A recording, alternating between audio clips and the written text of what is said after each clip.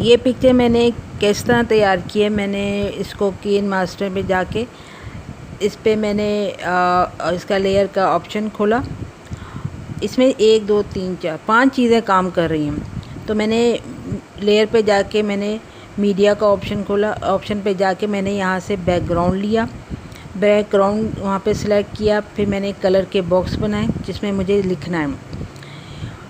फिर यहीं पे ये जो ऊपर मैंने लिखा है ये सब कुछ मैंने वापस में लेयर पे आई। लेयर पे मैंने अब चूँकि मुझे टेक्स्ट लिखना है, मैंने टी पे जाके कीबोर्ड ओपन किया और कीबोर्ड ओपन करने के बाद जो मैंने अपना पोस्ट पे लिखना था कि इंतहाई तकलीफ़ दे मौका है, दुनिया भर से पाकिस्तान के हक़ में ट्वीट्स आ रहे हैं और मगर आज भी अपने ही कुछ लोग कुत्ते दुश्मन की बातें कर रहे हैं।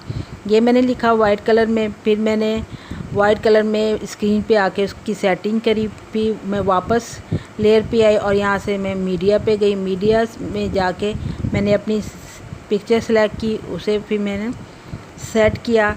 सेट करने के बाद फिर मैं वापस लेयर की मदद से मीडिया पे आके मैंने ये रेड कलर का बॉक्स लिया। बॉक्स लेने के बाद मैंने टी से टेक्स्ट से लिखा और इस तरह मेरी पोस्ट कंप्लीट हो गई।